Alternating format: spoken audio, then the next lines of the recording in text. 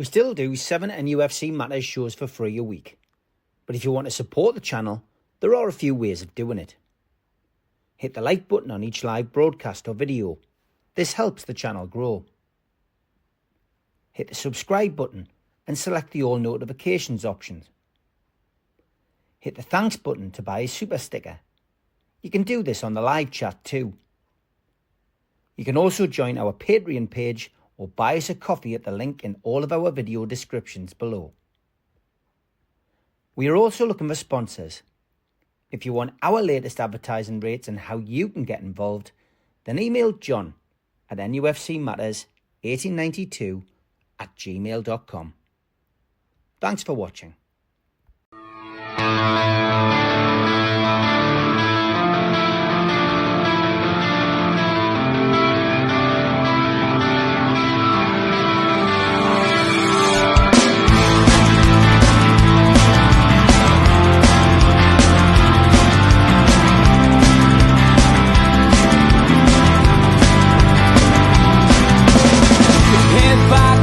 Critics attack. It feels like I've been talking to myself again. But it's the only way you're ever gonna learn. You look back and it's all in the past. I'm dwelling on the thoughts I cannot say to you. If I don't say the words, then maybe it's not true. And it feels alright when they come and say to you, you're the only thing that makes us all believe. And it feels alright when the worlds collide. Manipulation stands to make us red. What time you said coming over you. You wish it upon a star. You wish it on a star. You are, you are, you are. You fight back, it's an all-out attack. It feels like I've been taken on the world's machine. Because I want it more than anyone can dream. You look back and it's all in the past. You tell me how you live by all the things you do. Well, you can be yourself, but maybe I'm not you. And it feels alright when they come and say to you, you're the only thing that makes us all. Good evening, welcome along to NUFC Matters. It is Talk of the Toon with me and Sid. How are you, Sid? Very good, mate. Yourself?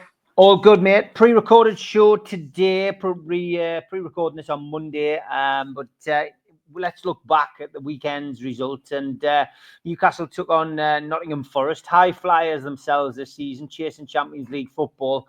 I think if you had said to me before the game it was going to be a 4-3 thriller, which I think it was Stu Penman predicted at the weekend. He said it was going to be Newcastle would win by the odd goal in 7. I just laughed at that. I just couldn't see it being that kind of game. I thought it was going to be cagey. I thought it was going to be tight.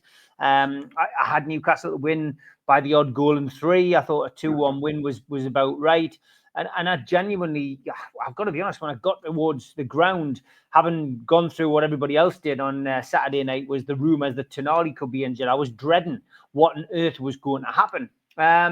We got a 7-goal thriller, but it was anything but a thriller. In fact, it was a 7-goal bored, but it was like a boring game. The second half was awful. What did you make of it, Sid? Yeah, it wasn't the thriller Manila, was it? It was, it was weird. I mean, it was the proverbial game of two halves, wasn't it? It was, I actually came up the ground really angry, weirdly, and we won 4-3. I thought it was almost going to be a reverse of the West Ham game from last year when we came from behind and did that incredible victory.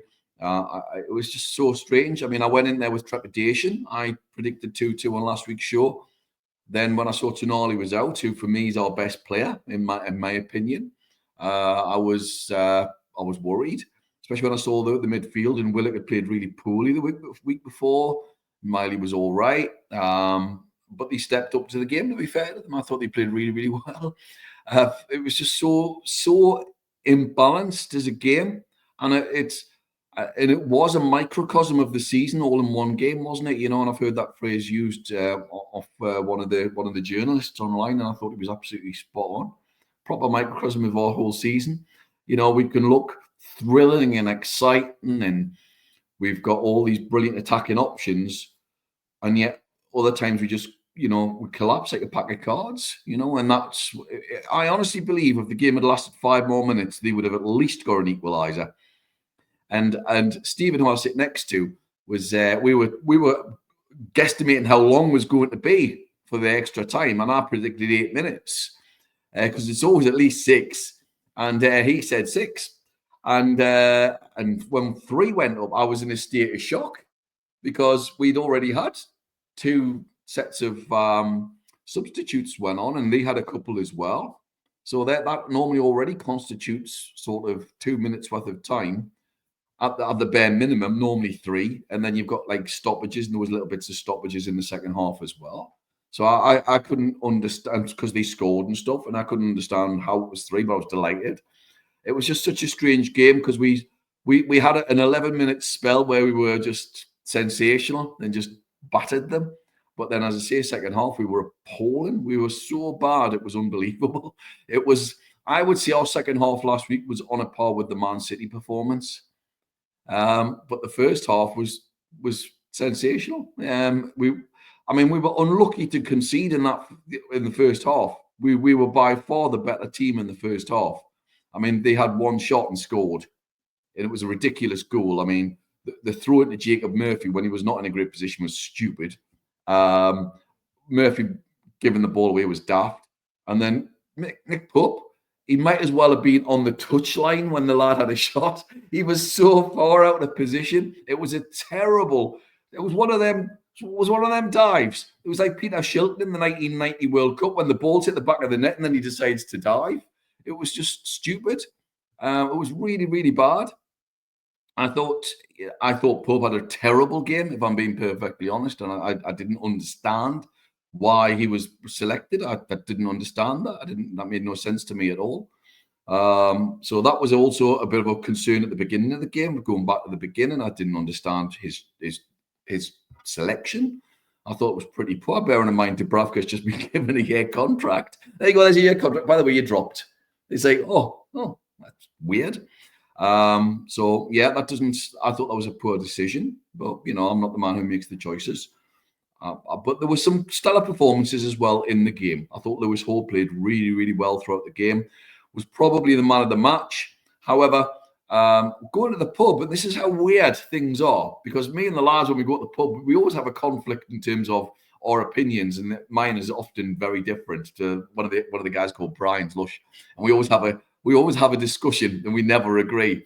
And my argument is, I thought Joe Willock played brilliantly, and he went, Joe Willock, he was rubbish. What did he do? And I thought he was excellent. I thought he had a great game. He was probably really my man of the match until he went off. And because Lewis Hall played the whole game, I then give it to Lewis Hall, just because he played the whole game. So I thought Willock had a great game.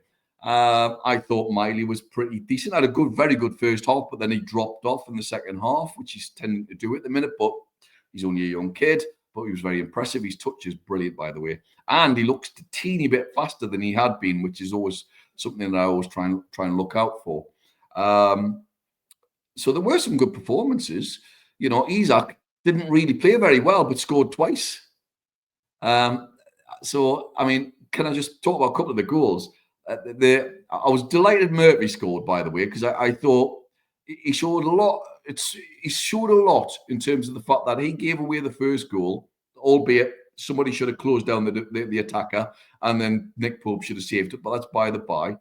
I thought his ball for Livramento earlier on was magnificent, and Gordon should probably have scored. I thought his goal was excellent. Yes, it went in off his thigh, but you had to be there. You have to be in the right place to score, and he was. And it was brilliant build-up play, and well done to him. You know, he just shows he's got a lot about him in terms of his character. So well done to him. I thought he was very good, actually, bar that error.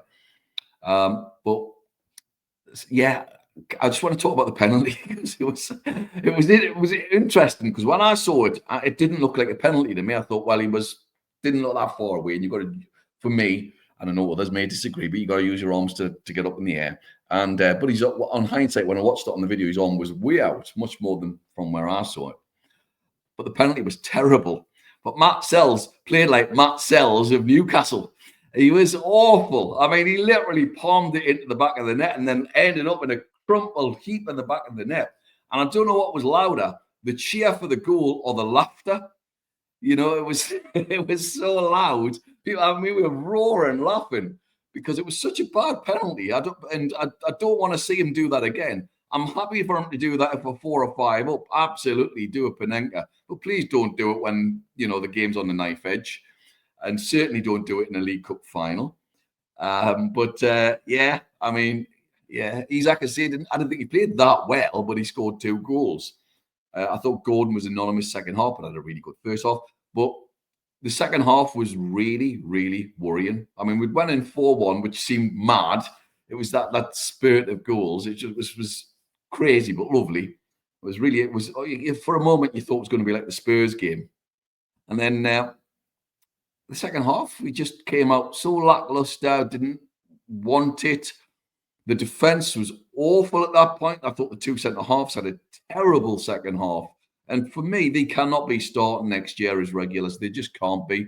They looked so off it. They were poor. They were really, really poor. They just kept giving the ball away. Shea kept thinking he was Franz Beckenbauer, trying to whip 60-yard passes everywhere, and they just literally go 30, 40 yards, an inch off the ground, and somebody would intercept them. And everyone just kept giving the ball away, and there was real panic. And of course, it's not helped by us as fans creating that sense of panic in the ground, because you could feel everybody was on edge. And that's obviously going to transmit over to the players on the pitch, which it did. So there was a real sense of panic within the ground. But yeah, it was obviously we got away with it in the end, but it was only just. And I just thought the second half was so lackluster. I thought Tonali helped change significantly. I thought he brought a little bit of calmness down, and he's, for a man who's got a bit of a tight hamstring, there was one moment when he was in the defence and he sprinted about 50 yards and he went past Gordon. It was remarkable to see. He is our quickest player. He's absolutely lightning. And then he intercepted the ball again from his own interception. It was remarkable to see. He is so special as a footballer. He is so special. And again, Stephen, who I said sat next to it, just commented on it and says, he's just ridiculous, isn't he? You know, that's the ultimate praise you can give. Somebody's just ridiculous because they are that good. He's that good. I thought, yeah, the rest of the subs so. I thought Wilson, he's got a lot of criticism for not passing at the end there when it could have meant. But what I will say, would Alan Shearer have passed? And the answer is no. Okay, a centre forward will have shot. Whether I agree with that is another matter. I would have personally preferred him to have passed, and I can absolutely understand why Gordon would go nuts. But that's why he's a centre forward. That's why he's a centre forward with a terrific goal record. I thought he came on and did quite well actually, and showed quite a bit. Barnes, all right, but it was just such a bad second half. So I left the ground 4-3, and normally 4-3 is sort of bouncing and it's a thrill, and I left with a real sense of, I felt down, I was angry, I was really frustrated. Yet we'd won 4-3, and if you'd said to me beforehand, oh, by the way, you're going to win 4-3 against Notts Forest, I'd have been elated and said, oh yeah, I'll take that, I'll snap your arms up. But yeah, it was such a strange game, and I think I was more angry because I think it'll give them no confidence. They'll have went with no confidence. If we'd won 4-1 and held on, I think the confidence would have been through the roof. But by the fact that they just collapsed in the second half, that's going to be in their minds now, and that's a real worry and a real concern.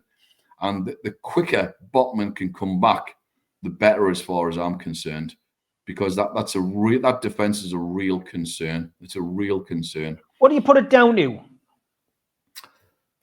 Aging legs is part of the answer. I thought their manager changed it up second half and obviously did very well. Can I just say as well, pathetic him not shaking hands with our manager. I thought it was awful. That's not a good look, is it? That's terrible, really. Irrespective if you get beat, hey, just, Just take it on the chin and do the proper thing. Just shake somebody's hand, even if it sticks in your craw. Just shake somebody's hand. I think that was part of it. I think the lack of confidence. When we were going on that winning run, confidence is everything in football. And we saw little spells, didn't we, when we were super confident, we're just pinging the ball left, right, centre, out of defence and doing all these fancy little turns and these lovely little 1-2s and stuff. That goes the minute that the confidence drops. I can't figure out why we were so bad second half. And I got the impression Eddie Howe didn't understand either. And I don't know, I'm not blaming the manager. That's on the players, the second half. I think it's on the players. Because they should have more about them to be able to cope with the 3-goal lead. And to me, they didn't look like they did. I mean, when we play Liverpool in the final, I genuinely think we have to score four goals to win it. I genuinely think we do. But I've already predicted we'll win 4-3 in the cup final. So, and I predicted we'd beat Liverpool in the final in September if people go back and watch the shows. So yeah. I'm just worried. I'm worried. It's the squad's paper thin. I don't know if you saw the Villa game the other day against. Yeah. And it was a fantastic game. 2 really good teams, obviously, against Chelsea. And Villa, their squad depth is better than ours. Our first 11 is better than Villa's. Their squad is better than ours. So that's where we lack, is under the 11. I think you've got Miley, who you have to include. If Willock can perform like that, then absolutely keep him, be thrilled for him. I think he's a lovely lad. But if he can't and he continues to be inconsistent, then I'm afraid he has to go. And you have to get players who can be consistent. But after that, you've got nothing. There's not much under 14 players, maybe he's 15 at a real push. And the rest of the squad's paper thin, or unproven. So we need depth.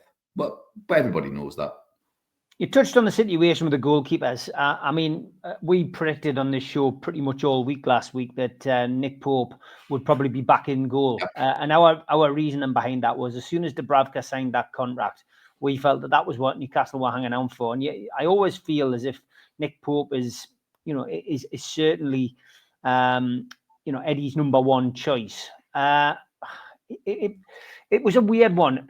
I got this feeling that my suggestion on the Sunday night show this week was that he slows the game down, and we lose momentum and we'll lose rhythm, and he slows it down because he doesn't kick the ball. So a ball comes back, a keeper controls it and kicks it.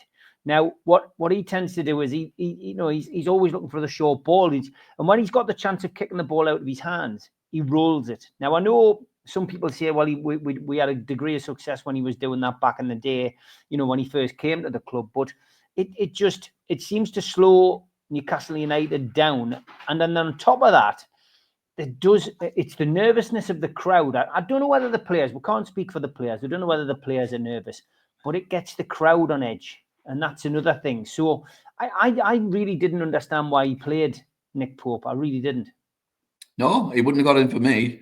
And I'm a big fan of Nick Pope. Before the injury, and I keep going back to before the injury, he's obviously our best keeper. I think there's a strong argument to say he's possibly, before the injury, the best shot stopper in the Premier League. But since then, he's not the same guy. Kicking wise, and I'm left-footed, so I'm going to say he's got 2 right feet. And his kicking is so bad. It's just awful. And it is part of the game. And what's interesting, I think we forgot when we watched Dubravka come in, his first touch is really good. He's really good, generally. I've not really seen him sort of do something stupid where you think, oh, what are you doing?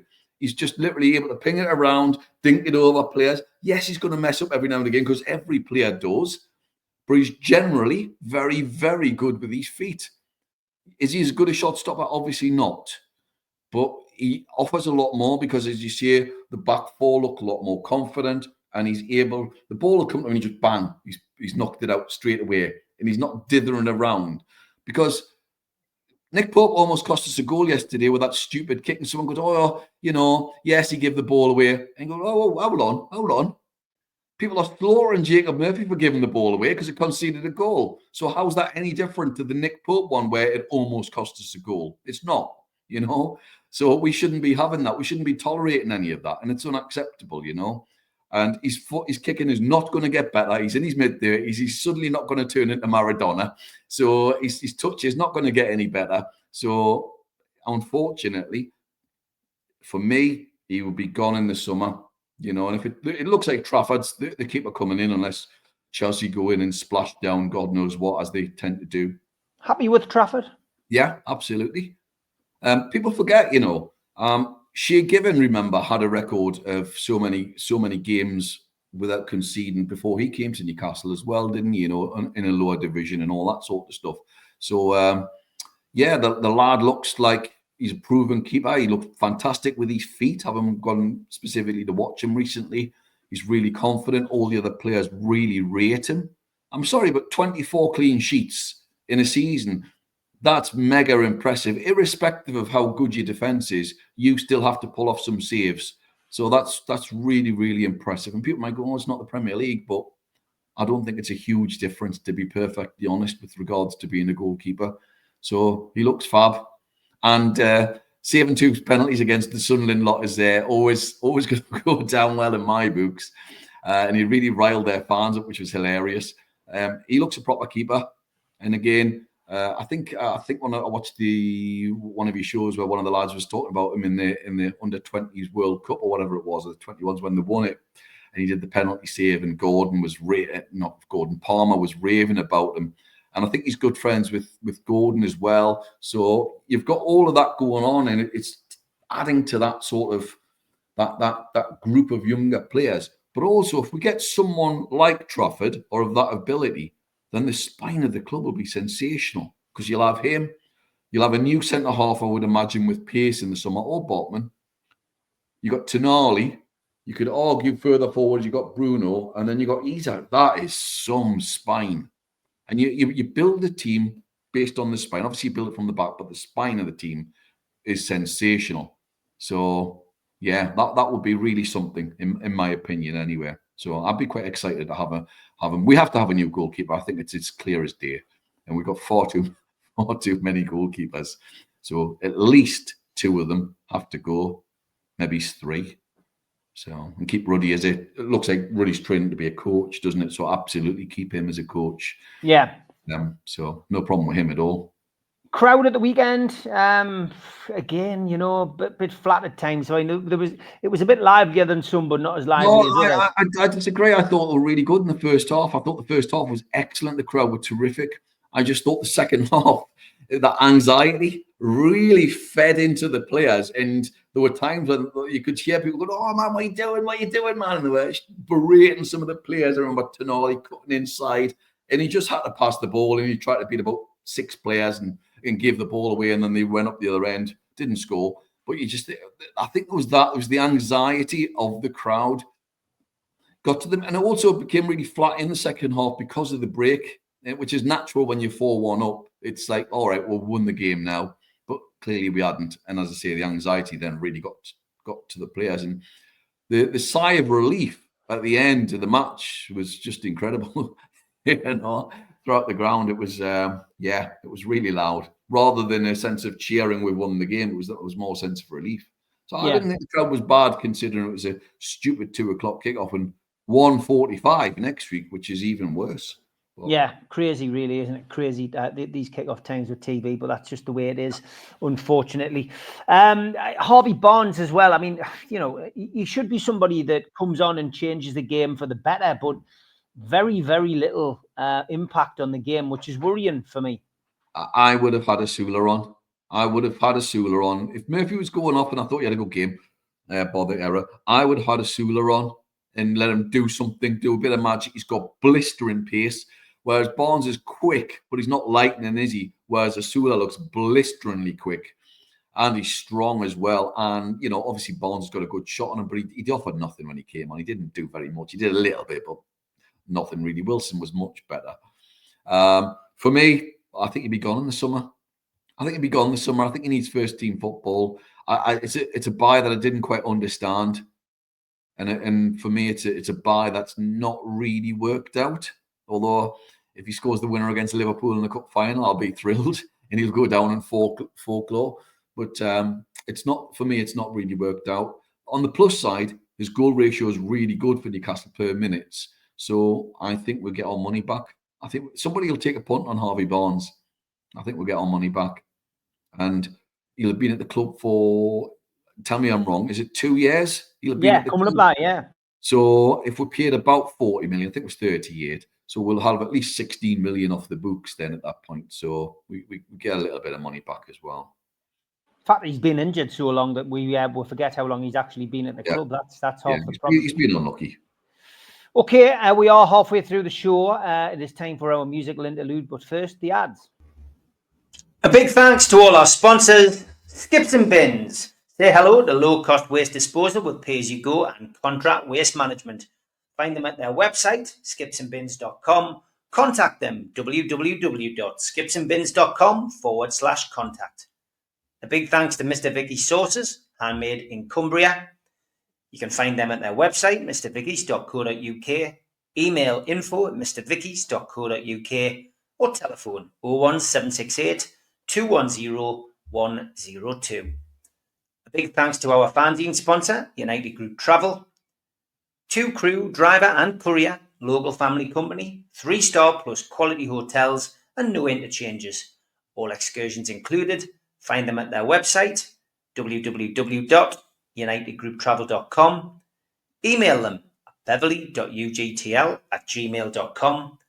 Telephone 01670 632 460 or mobile 0791 666 4174. Just £30 per person deposit. There are no strangers on our tours, just friends you haven't met yet. A big thanks to Media Arts for all the help with the technical side of things. You can find them at their website, media-arts.co.uk. If you want to listen to us as a podcast, you can go to Sports Social Podcast Network. You can also find us on iTunes, Spotify, and your other podcast providers. If you want to help support the channel, hit the thumb up, which is the like button. Click share to share to your other social medias. Click join to join the channel. And click the subscribe button. We've also got links in our description for buy us a coffee and to be a Patreon member. Some events coming up. An afternoon with Sir Les Ferdinand, 6th of April, 12 till 4. Tickets available from ticketmaster.co.uk. No Covers takes place at the Clooney, Lilac Lane, Ryder and the Chris Norris Band. Tickets from theclooney.com or by telephone in 0191 230 4474. An evening with Steve Howie and Steve Watson, hosted by Joe Allen, takes place at the Tyneside Irish Centre on the 27th of June. Tickets for that are from newcastlelegends.com. An evening with Peter Beardsley and Chris Waddle takes place at the Tyne Theatre and Opera House on the 23rd of January 2026. Box office 0844 246 1000 or website tynetheatreandoperahouse.tv. An evening with Bad Manners takes place on Friday the 30th of January 2026 and tickets available from ticketmaster.co.uk. And we have copies of The Entertainers 1992 to 1997, Kevin Keegan's Legacy, available from newcastlelegends.com.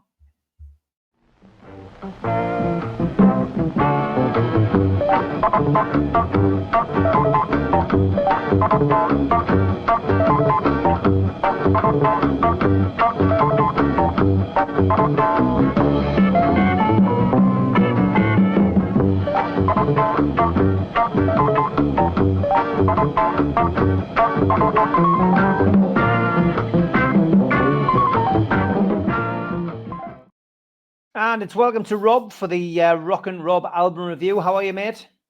I'm okay. Quick question. Is it Guimarães or Guimarães? Oh, Guimarães. Is it? Because when he first signed, it was Guimarães. Just a little niggle I wanted Is to it Joe Linton or Joe Allington? Yeah, I think it's the yeah. matter, actually, isn't it? Yeah, it's a strange one, isn't it? That's right. Yeah. Joe Linton, Joe Ellington. Yeah, pronunciation's a key. Yeah, I mean, I was to call him Joe Linton, but it is Joe Ellington as far as I'm aware. Right. Yeah, there we go. So the Brazilians cause Just Big Joe. Keep it simple. Big Joe, J7. J7. Yeah. What have we got for us this week, Rob?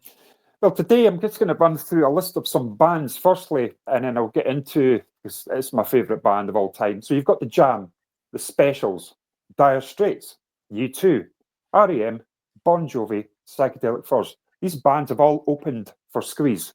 So today we're going for Squeeze, yep. And now, as you know, Sid, Badly Drawn Boys supported them. I've seen Lightning Seed support them, and so many, but I'm not doing this one. I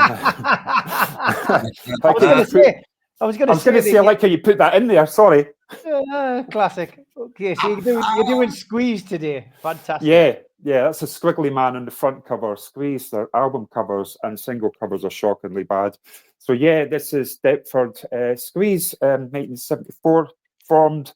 They're called Squeeze because of the Velvet Underground album. It obviously had John Cale and Velvet Underground who produced their first album, Squeeze.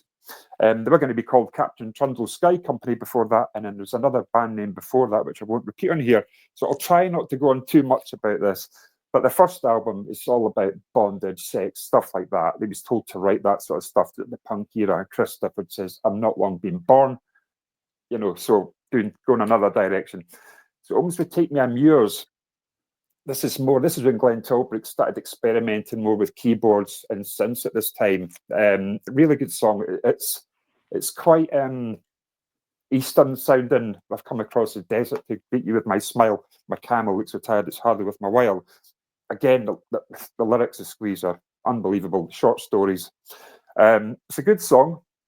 It's a good crowd pleaser, Then you've got Goodbye Girl. I do have variations of this one. That's a 3D cover one. The Goodbye Girl. That doesn't have much direction for me, but they still play it live now. They go about with hand instruments and hitting drumsticks of empty wine bottles, and sort of like a impromptu cover of it. Again, the lyrics are good. It's just a nice soft synth part through the background, but the guitar run all the way through it is quite nifty. I quite like that. Then you have Cool for Cats. So I'm going to show you. I mean, I've got a few variations of this. Came in pink, salmon pink, brilliant red. The rarest one is black because back then everybody was buying picture discs. Now, this was the theme tune for Dr. Pepper advert in America, and it was also the milk advert. I do remember it was a cartoon cat, and so all the cats are into milk, Cool for Cats. And Cindy Beale, Gillian Tailforth, this was her first ever TV appearance. She was one of the girls in the Lycra on the video to this one.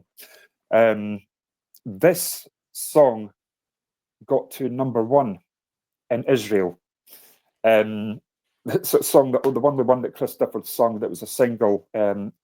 Today's Chris Stafford, I mean, he spoke to me about it, and it was Bright Eyes by Art Garfunkel that beat them to #1, The Watership Down. Great song as well. Yeah. That's what else I was going to say. I remember when I was listening to this, and I thought, it is about, it's the big chorus, Cool for Cats. Everybody used to sing it at school, and it's about a guy trying to get one night stand, and he says, I take her home for coffee. I'm invited in. I give the dog a bone. And I thought, oh, that's really nice. He's welcomed in. He's in their house, and he gets on with the pet, give the dog a bone. And you see, now you're older, it's like, all right, I get it now. But the lyrics are brilliant. Then you've got Up the Junction. Again, short story. This was a lot of Squeeze stuff, especially this song was based on BBC Two's Armchair Theatre. It was like little 20-minute short plays. A lot of that was inspired Chris Stafford. Great song again at the end of this, like you were saying before, Sid. Virginia playing at the end. This one, Up the Junction. Nice little story. Doesn't have a chorus on it at all. They've got Slap and Tickle. I think the best version of this I've heard would have been on Old Grey Whistle Test. It's really good. It's Glenn on the keyboards again. All Squeeze material is done on piano. Chris does the lyrics, Glenn does all the music to it. So sometimes a lot of Squeeze songs will be about kitchen sink drama, but the music will be not what you'd expect. I think that's why it works. They were called South East London's Lennon and McCartney. Then you've got Another Near My Heart, my favourite song of all time. If I was ever to have one song that I could keep out of everything, it's Another Near My Heart. It's absolutely, to me, it's the perfect pop song, new wave song. The guitar solo in it, the warmth of it, it's just absolutely outstanding. And I think most people will agree, the squeeze of that band was sort of always a bridesmaid. You put them on in a pub and it's like, who's that? The Squeeze. Oh, that's who it was. I didn't know that. Again, the chart success was pretty poor. They never had an image. I think A&M, Squeeze and the Police were A&M. Miles Copeland, Stuart Copeland's brother, I think, was managing the Police at the time. But the Police had, well, it was four at once upon a time in the Police, but the Police had a look. The three of them all had blonde hair. Then you look at Squeeze. You know, it's like putting super glue on them. They run through a charity shop and whatever sticks to them, they wear. That's what it used to be like.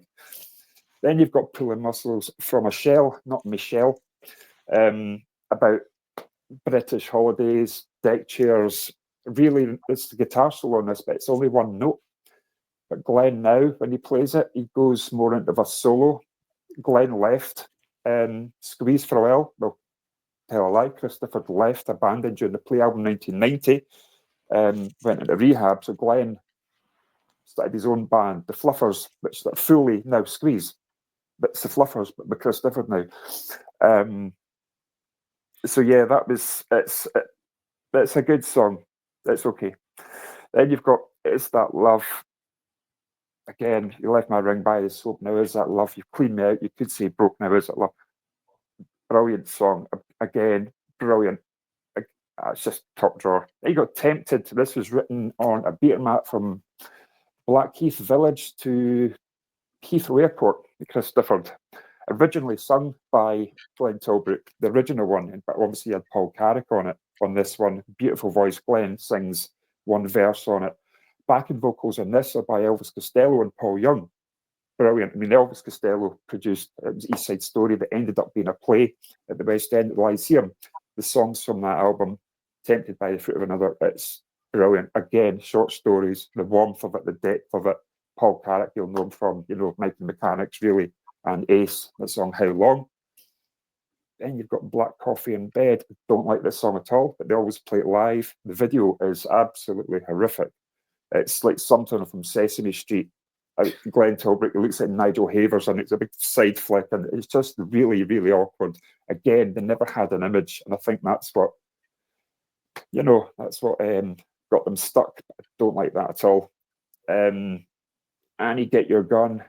It's okay. It's a bit of a, sort of downstrung. It's quite powerful in a way, but I don't like it. I'm not too keen on it either. I can't believe I'm saying it was a Squeeze song I'm not too keen on. It's just a short story. It's okay. And labelled with love as well. I've got this one. This was withdrawn band cover because it looked more like a hate mail cover to it. So it didn't go. There was never a video for that either. Again, Elvis Costello, I was said before that the song that Glenn done with Elvis was From a Whisper to a Scream. They'd done a duet together. I mean, I could talk all day about Squeezing. Just another little bit of memorabilia I have here. This was Jules Holland's last ever gig. It's on a reel-to-reel. All right, So wow. Yeah, I've obviously never seen it. I wouldn't want to watch it because I think, for me, imagination's key. Again, another one as well, Angel Eyes by Wet, Wet, Wet. Squeeze own the rights to that as well. I mean, Wet, Wet, Wet's main influences are Squeeze. And Squeeze have, Wet, Wet, Wet have covered Pulling Muscles and Annie, Get Your Gun. Angel Eyes, there was a full verse pulled from Cozy Fan Tutti Frutti album Heartbreaking World that Jules Holland sings. Chris Difford said you can release it, we want the royalties to it. After that, then Marty Pello ended up staying with Chris Difford for 6 months for support after rehab, that side of things. So Chris Difford was managing, at this point, Brian Ferry, Eric Clapton, and writing songs for, believe it or not, Elton John. as well, and Diana Ross at the time. And I am proud to say I do have Chris Difford's phone number in my phone. So yeah, I've met them so many times. I mean, behind me, some of my Squeeze tickets, memorabilia. I mean, there's so much. 100%, I would say that the godfathers of Britpop as well. Because if you look back, if you listen to bands at Arctic Monkeys and mix up XTC and Squeeze, there's so much. The sharpness, the snappiness, but it's just, they're unbelievable. They're the best band that, you know, I can't big them up enough. Absolutely amazing band. Absolutely amazing. So yes, Mark, that's me. Yeah, Mark out of 10 for that, Rob. 10. Yeah, it's a 10. I think that's possibly the album I play the most in the house, bizarrely. I play them virtually every day because they're just great. Yeah, I genuinely do early in the morning. Yeah, I really do. So probably in the last 2 years, ever since I saw them again supporting Madness. I mean, I must have seen Squeeze about 20 times, but yeah, brilliant. I mean, they do have, I would say, about 12 greatest hits albums. They've got the Piccadilly collection. They've got so much. So I just thought I'd choose the first one. But yeah, that's what I say. It was like an image thing. And again, for me, Brian Tilbrook has the best distinctive voice of the 80s for me, and his guitar playing. He's a great guitar player. Dead unbelievable. I mean, his idol is Jimi Hendrix. That's why Let's Squeeze, because he couldn't express himself enough. And if you listen to his 2 solo albums, unbelievable. I mean, if you look at like Eric Clapton, you don't think of him as a brilliant singer. You think more of a guitar player. Elvis Costello, for me, his voice is unique. I don't think of him as his guitar player. Glenn Tilbrook, unbelievable. The key changes, the notes, the arrangements to the songs are just, you don't know where it's going. It just catches my attention. Totally does. Stuff. Yeah. Okay, Sid, absolutely. what have you brought us? I've gone with Vienna by Ultravox. I think it's an absolutely, truly great album. I really do. It's the first album that they released. It's their 4th album, but the first album they released after John Fox had left, who went on to a successful solo career doing other types of music, actually. Very sort of landscape type of stuff. Brilliant. So Midge had joined. He'd been in Slick, first of all, and he'd been in the Rich Kids with Glenn Tilbrook. He then had been in Thin Lizzy and Visage, and then he was in Ultravox. So he was also doing Visage at the same time with Billy Currie out of the same band. So Billy Currie, of course, had also been in Tubeway Army. So you got all this electronic sort of crossover. So the band, Warren Kahn, Chris Cross, Billy Currie and Midgeur. And this is a really great album. And one of those albums that never gets spoken about where a band have replaced a key member with another singer, and he does as good a job as the previous guy, and he really does. It's a transformative album. It's art pop, if you like. Really, it really is. Fits in with that Roxy music sort of thing that was huge at the time. I mean, Bowie and Roxy were the big 2 acts, and maybe Kraftwerk as well, certainly with the sort of new romantic sounds. And Ultravox embrace all 3 of those artists. It's only got 9 tracks on it, and every one is a killer, in my opinion. It is just brilliant. It starts with Astroding, which is an instrumental. Yeah, it sounds superb. The keys are amazing on it. It's got this sort of electronic drum start, like a timekeeping start intro, and then the band kick off, and it's just sweeping. It's almost like driving in a car and having this big landscape in front of you. It sounds amazing. We then have New Europeans. Midgeur's guitar playing is fantastic on it. It really rocks. It's really, really good guitar song. We've got Passing Strangers, which was a hit single. Again, just it's magnificent. A top song. Sleepwalk. That is good song. What a song! It's proper post-punk. It's got a great drum beat on it. It really, really moves. It's really fast, actually. You forget how fast it is. It's such a cool song. It really is. We then get something really weird with Mr. X, or Herr X is the German version that they did. And Warren Kahn, the drummer, sings it. It's brilliant live, by the way, when they'd reformed. Warren Kahn was the co-writer of this with Midgeur, and so he just does a great job. It's very, very sparse. It sounds like Kraftwerk. It's just superb. It really has a real European feel. This whole album's got this European feel. Judging by the artwork tells you that as well. It's something a little bit different. It's not punk. It's that post-punk sort of, and again, they went the new romantic era as well, of course. We've got Vienna, which everybody knows. Means nothing to me, Sid. Oh, there you go. Set them up. I should have went. I love the drama of it. The electronic sounds superb on it. I have to say the viola is really moving when it comes in. Billy Curry's viola is it's sensational. It's just got such a feeling, and the song speeds up, but not massively, but dramatically. It's really a moving song. And then at the end, the famous drum song to finish, which is great live, which is All Stood Still. And they do it with like the drum stand in there. They all stand playing the electronic drums. It's an incredible album. It features very, very highly on my post-punk albums. If you just put the camera on for a second there, Steve, I'll show you this.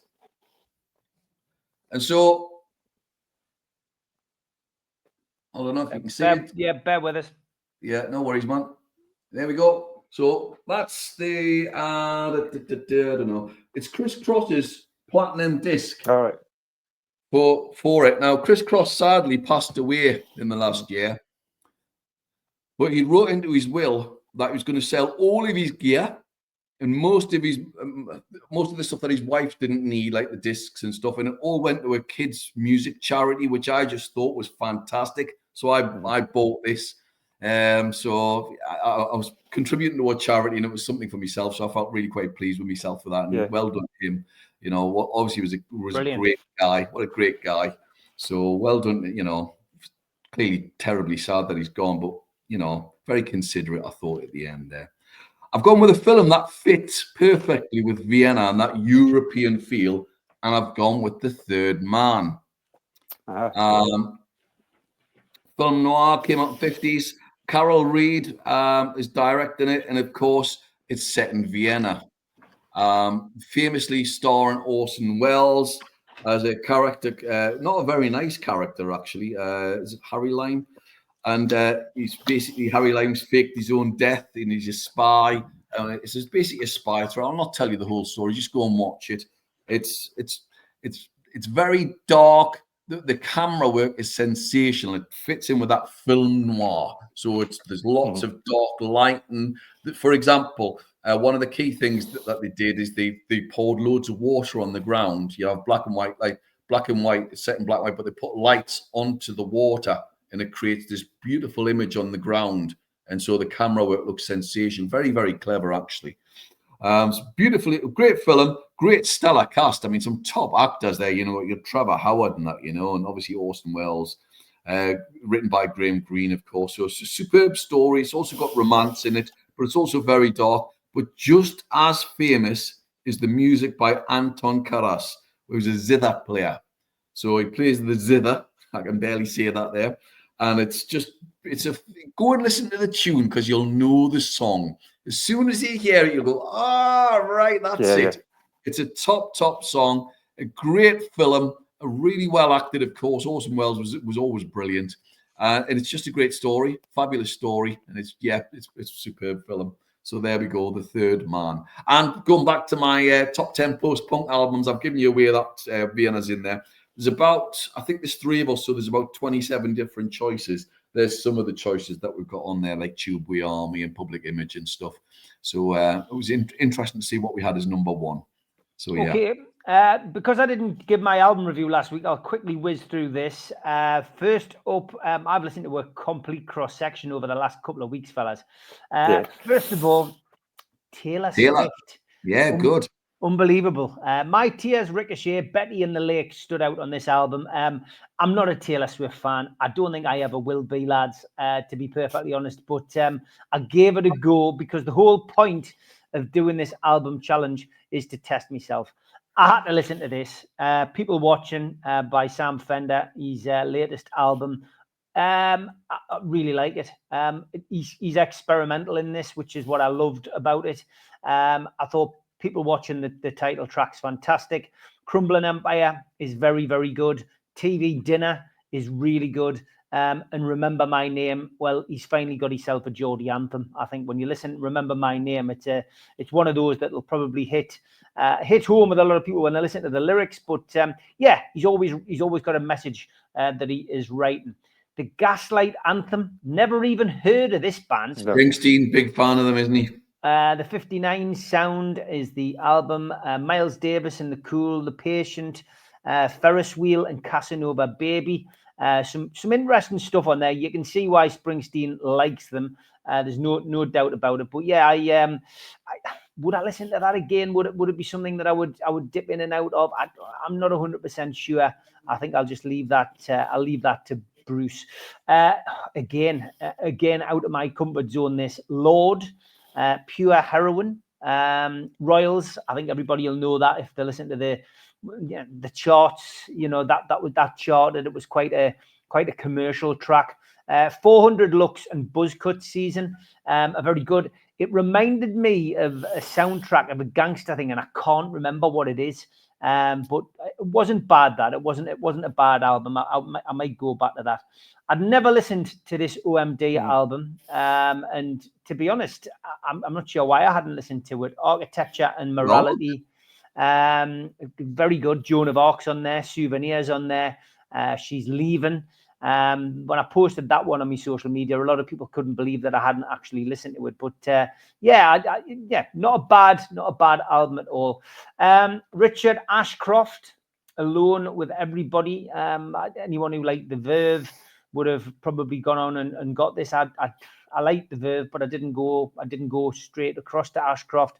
And never listened to the album. Song for the Lovers is on there. Brave New World and Crazy World. Yeah, not a bad album at all. That one. This one, Hootie and the Blowfish. Now, I'm not sure who recommended this to me, but I quite like this. Cracked Rear View, Only Want to Be With You is a great track. Let Her Cry and Goodbye. I described that one as a catchy album, and a lot of people seem to have listened to that one. This was a recommendation, I think, by my man here, Sid. You recommended this. So I dipped into Transformer, loved Vicious, Satellite Love, of course, Perfect Day. You told us it was good to go to because of some of the commercial songs on there, and of course, Walk on the Wild Side. But all round, I quite enjoyed that album, and yeah, I gather there's darker days ahead if you listen to Berlin. If you listen to a bit of him on a regular basis.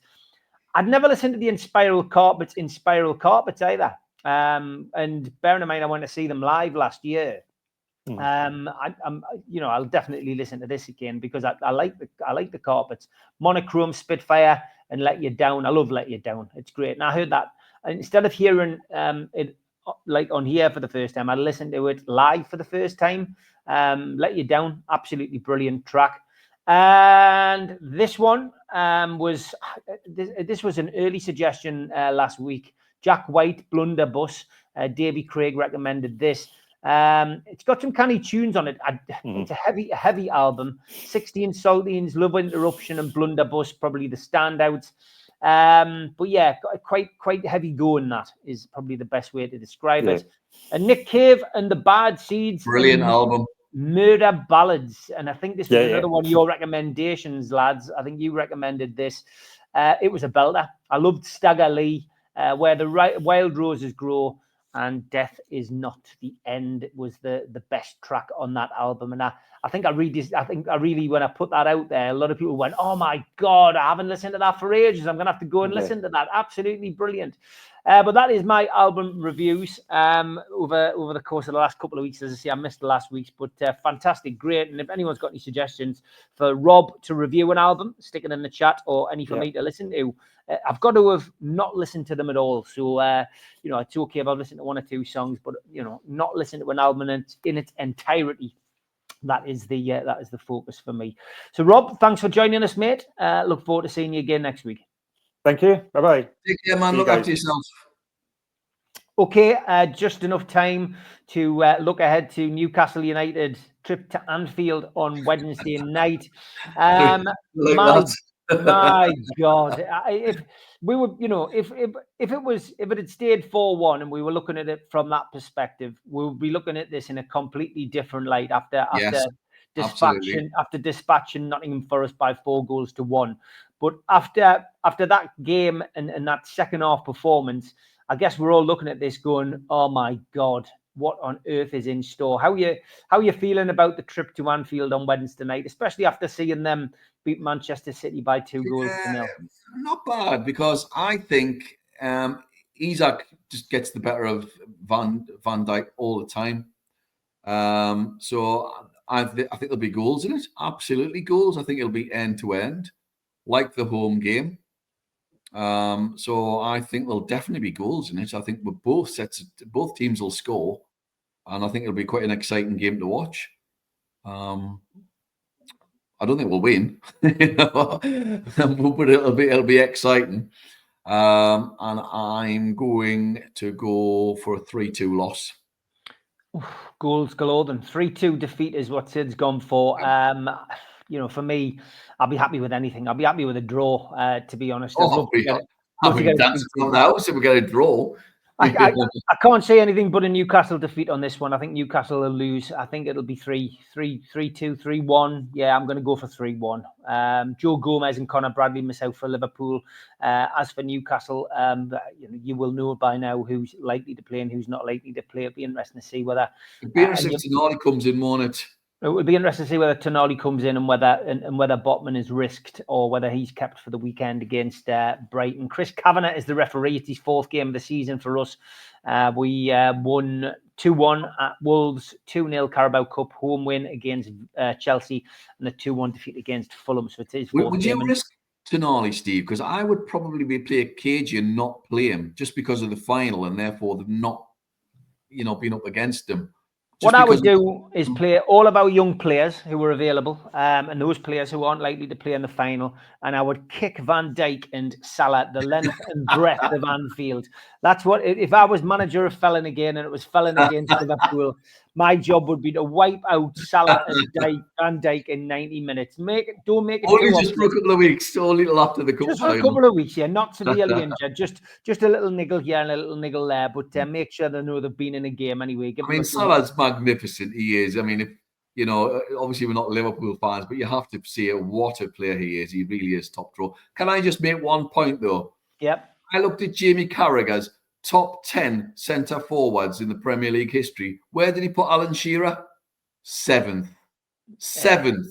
What an absolute joke. What a joke. The bloke's an idiot. Yes. I'm sorry, but it's just stupid. I mean, Thierry Henry put number 1. You know what? I don't have a problem with that. Henry's probably been the best player in the Premier League. Unbelievable. But for me, you've got to have Shearer in the top 2. I think you have to. As a natural scorer, he's in the top 1, to paraphrase Brian Clough. But I'm sorry, Didier Drogba, fantastic footballer. Better than Alan Shearer? No. And there's some of the choices there. I just laughed.